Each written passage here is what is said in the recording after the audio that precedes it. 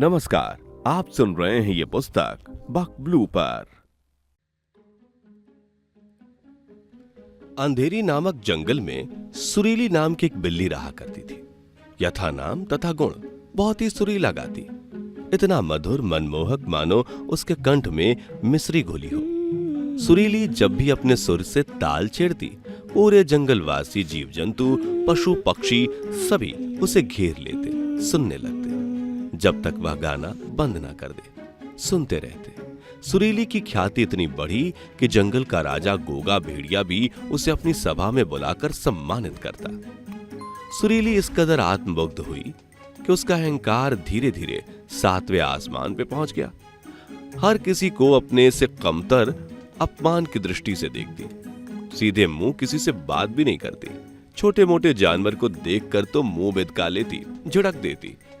सभी जंगली जानवर पशु पक्षी उसके इस प्रकार अकड़ू घमंडी रवैये के कारण उसे गाते हुए सुनना तो दूर, देखते ही दूर से कतराने लगे। इक्का दुक्का जो उसके चमचे थे, लोमड़ी सियार भालू जो उसकी झूठी प्रशंसा करते, वही बस उसे सुनने जाते। सुरीली जानवरों द्वारा उसके इस प्रकार तिरस्कार अनादर से बहुत ज्यादा आहत और गुस्सा थी। उसने उन सभी को सबक सिखाने का मन बनाया। एक दिन गोगा के पास पहुंची और बढ़ा चढ़ाकर सभी जानवरों की शिकायत करती है। महाराज, सभी जानवर आपसे चिढ़ते हैं, इसीलिए मेरा गीत सुनने नहीं आते। गोंगा गर्जना करते हुए, ये तो विचित्र बात है, चिढ़ते मुझसे हैं, सुनने तुम्हें नहीं आते। सुरीली इटलाते हुए हुनहुनाने लगती है।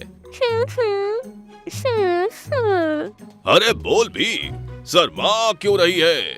आप मुझे पसंद करते हैं, इसीलिए। गोंगा ने भीरू नाम के लोमड़ी को आवाज लगाई। भीरू अपना दुम हिलाते हुए, आदेश करे महामहिम। हम सुरीली के लिए रंगारंग कार्यक्रम करेंगे। जा जंगल में जाकर ढिंडोरा पीट दे, जो नहीं आएगा। जी महामहिम। समझ गई। भीरू मनी मन प्रसन्न होते हुए, अब तो सारा गोश्त खाने को मिलेगा। इस नकचड़ी को कोई सुनने तो आएगा नहीं, इस लंपट गोंगा को कोई गंभीरता से लेता नहीं, उसके बाद ये किसी को छोड़ेगा नहीं। सुरीली के सम्मान में गोंगा ने घर घर कार्यक्रम रखा है, जो भी नहीं आएगा वो पेट में जाएगा। गोंगा से पहले ही सारे जानवर भयाक्रांत रहते थे। मजबूरी में वे समय से पूर्व ही गोंगा के गुफा के पास एकत्रित हो गए। सुरीली सभी जानवरों को कार्यक्रम में उपस्थित देखकर बड़ी प्रसन्न थी। ये मेरी जीत है, अब सब मेरे इशारे पे चलेंगे, जो मैं कहूंगी वही करेंगे। बड़े ठाठ से मचान पर चढ़ गई, राग आलाप करना शुरू कर दिया।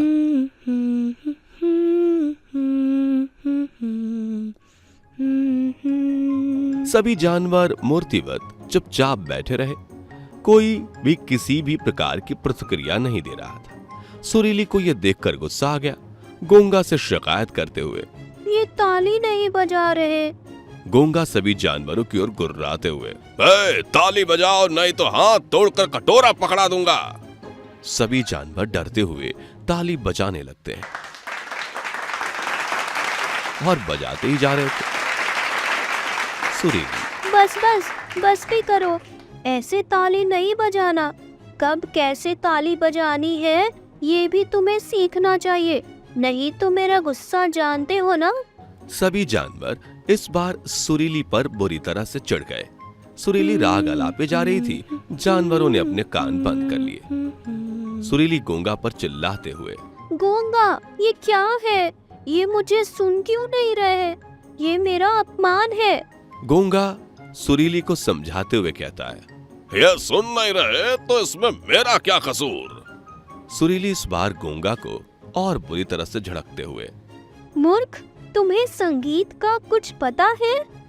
इतना सुनते ही गोंगा गुस्से में आग बबूला हो जाता है। रुक, तुझे अभी अपना संगीत सिखाता हूँ। सुरीली की बाहर लटकती जुबान को अपने दांत से फंसाकर खींचकर कतर लेता है। भीरू सभी जानवरों की ओर देखते हुए, ताली बजाओ, महामहिम ने सुरीली की पप्पी ले ली। सभी जानवर इस बार पहले से कहीं ज्यादा उत्साह से ताली बजाने लगते हैं। सुरीली बिलबिलाते हुए हकलाने लगती है। महामहिम, ये आपको चुटिया कह रही है। गूंगा इस बार मुंह फाड़ते हुए जैसे ही सुरीली की ओर बढ़ा, सुरीली ने आओ देखा न था वहां से दुम दबाकर भाग गई। सभी जानवर राहत की सांस लेते हुए अपने अपने घर लौटे। चलो, इस झंझट से छुटकारा तो मिला।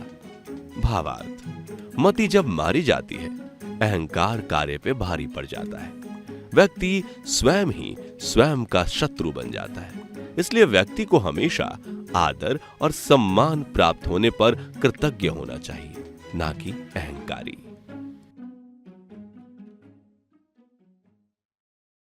अभी आप सुन रहे थे ये पुस्तक बक ब्लू पर। आपको ये किताब कैसी लगी कमेंट में हमें जरूर बताएं। साथ ही स्क्रीन पर दिए गए सभी प्लेटफॉर्म्स पर हमको फॉलो करना ना भूलें। धन्यवाद।